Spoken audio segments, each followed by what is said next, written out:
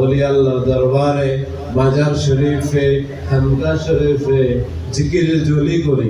এই যে এখন করেছি, এটা হচ্ছে জিকিরে জলি। যে জিকিরে জলি করে আমরা জিকিরে খফির মধ্যে যাই। জিকিরে জলি হচ্ছে উচ্চ আওয়াজে করা, জিকিরে খফি হচ্ছে মনে মনে করা। জিকিরে খফির মধ্যে জিহ্বাও নড়ে না, কিন্তু জিকিরে জলির মধ্যে সারা শরীরে নড়ে। তো এই জিকিরে জলির মাধ্যমে আমরা শিক্ষা নেই, আমরা জিকিরে খফি করি।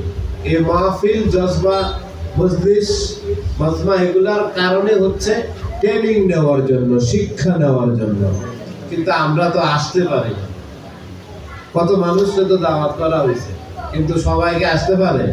আসে না। কিন্তু মাশাআল্লাহ দেখবেন আবার সময় মানুষের অভাব নেই, ঠিক নেই? আবার সময় মানুষের অভাব নেই। তা আমরা আসছি ওলি আল্লাহ দরবারে। কার দরবারে? আল্লাহর ওলির দরবারে। ওলি আল্লাহর দরবারে গেলে কি পাওয়া যায়? উরুস কাকে বলে? উরুস হচ্ছে এই আল্লাহর প্রিয় বান্দারা যখন নিজের সাথে যুদ্ধ করতে থাকে, রিয়াজত করতে থাকে, মুরাকাবা মুশাহাদা করতে থাকে আল্লাহকে রাজি খুশি করার জন্য, আল্লাহ রাসূল সাল্লাল্লাহু আলাইহি ওয়াসাল্লাম বলেন মুমিনের মৃত্যুর অপর নাম হচ্ছে আত্মার মুক্তি। কার মুক্তি? আত্মার মুক্তি। আমার আল্লাহ কয় আলা ইন্না আউলিয়া আল্লাহি লা খাউফুন আলাইহিম ওয়া লা হুম ইয়াহজানুন। মনে রেখো যারা আল্লাহর বন্ধু, কি আল্লাহর বন্ধু, মুমিন বান্দারা আল্লাহর বন্ধু হয়ে যায়। কি হয়ে যায়? আল্লাহর বন্ধু হয়ে যায়। আমার আল্লাহ কয় সূরা ইউনূসের 62 নম্বর আয়াতে, মনে রেখো যারা আল্লাহর বন্ধু তাদের না কোনো ভয় ভীতি আছে, না তারা চিন্তিত হবে, না তারা চিন্তিত হবে। অর্থাৎ আল্লাহর ওলিদের, আর ওলি শব্দের অর্থ হচ্ছে বন্ধু, আল্লাহর ওলিদের, আল্লাহর বন্ধুদের কোনো চিন্তা নাই এবং তাদের কোনো ভয়ও নাই। কি নাই? কোনো ভয় নাই। আমার আল্লাহ বলতেছেন যে তারা যখন মৃত্যু হয়, তারা মরে গেছে এই কথা তোমরা মনে করিও না। কি করিও না? মরে গেছে এই কথা তোমরা মনে করিও না। মরে গেছে কে? সাধারণ মানুষ যখন মারা যায় তার কবরে সওয়াল জবাব শুরু হয়। কি শুরু হয়? সওয়াল জবাব শুরু হয়। আর আমার ওলিরা যখন দেহ ত্যাগ করে, বাইরে দিয়ে কি সাজানো হয়? তার চেয়ে বেশি সাজানো হয় ভিতরে, তার চেয়ে বেশি সাজানো হয় ভিতরে। ভিতর প্রশস্ত করে দেওয়া হয়, ভিতরে তার চেয়ে বেশি করে ফুল আরো জান্নাতির খুশবু দিয়ে ভিতরটাকে সাজানো হয়। জান্নাতি রেশমি কাপড় দিয়ে ভিতরটাকে সাজিয়ে গুছিয়ে দেওয়া হয় আল্লাহর প্রিয় বান্দাদের জন্য। প্রিয় বান্দারা যখন দেহ ত্যাগ করে, আমার আল্লাহ ফেরেশতাদেরকে বলে আমার বান্দার কবর মুবারকটা যেখানে করা হয়, আমার বান্দাকে শোয়ানোর আগেই সুন্দরভাবে তোমরা পরিবেশ করে দিও। সাধারণ মানুষ সাধারণ চোখে দেখে না। তারপরে যখন উপর দিয়ে মাটি দিয়ে মানুষ চলে আসে, কবরটাকে প্রশস্ত করে দিয়ে তারপরে তার কাছে মুনকির নকির আল্লাহ পাঠায় সম্মানের সাথে। কারণ আল্লাহ এটা বিধান, নিয়ম।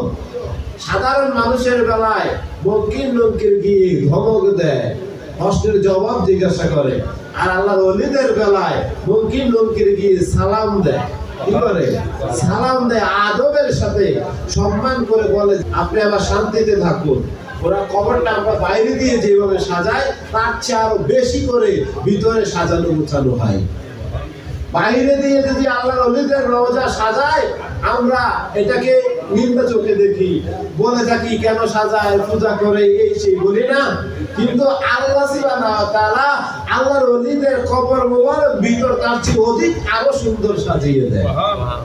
আমার আল্লাহ কয় যারা আমার বন্ধু তারা যখন কবর মোবারকে আসে, তোমরা সাজাও আর না সাজাও, আমার বন্ধুর কবর আমি সাজিয়ে দিই। সুবহানাল্লাহ বলতেন না? তো আল্লাহর ওলি হতে গেলে কি লাগে? এখন আমরা বলি যে পীর মুরিদি, একটা শব্দ আছে না? কি আছে? পীর মুরিদি। এটা মনে করে মারফত। কি মনে করে? মারফত। না, এটা কিন্তু মারফত, এটা শরীয়ত। পীর মুরিদি কি? শরীয়ত। ভক্তি একটা বিষয় আছে। কি আছে? ভক্তি। ভক্তি মারফত হইছে মজুদ যে আল্লাহর ওলিরা আছেন, আল্লাহর পাগল, তাদের ভক্ত হয়ে যাওয়া, দাস হয়ে যাওয়া, ওইটা হইছে মারফত। কিন্তু শরীয়ত এটা শিরক। বান্দা দাস হবে একমাত্র আল্লাহ। দাস শব্দের আল্লাহর কোরআনের ভাষায় বান্দা, বান্দাকে বলা হয় দাস বাংলায়। তো আমরা সবাই আল্লাহর বান্দা। কার বান্দা? আল্লাহর বান্দা। মারফত হচ্ছে গুপ্ত। মারফত কি? গুপ্ত। তো আল্লাহ বলতেছেন আমার যারা বন্ধু হয়ে যায়, আমার যারা ওলি হয়ে যায়, তার হাত আমার হাত হয়ে যায়, তার জবান আমার জবান হয়ে যায়, তার কদম আমার কদম হয়ে যায়, তার চিন্তা চেতনা আমার চিন্তা চেতনা হয়ে যায়।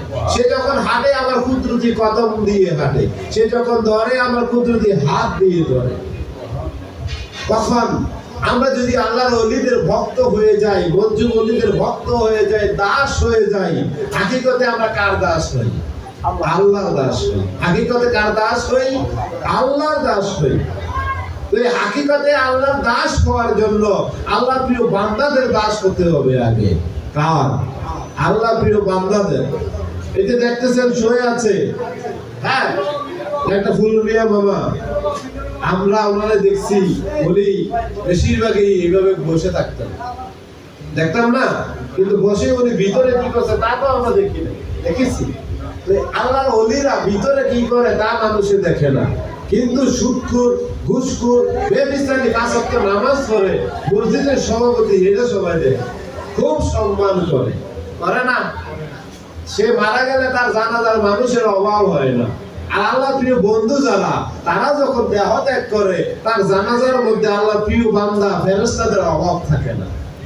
ফেরেশতা আমার মারহাবা মারহাবা বলে, আল্লাহর বান্দা বলে বলে স্বাগত জানাতে জানাতে কবর মুবারকে নিয়ে যায়।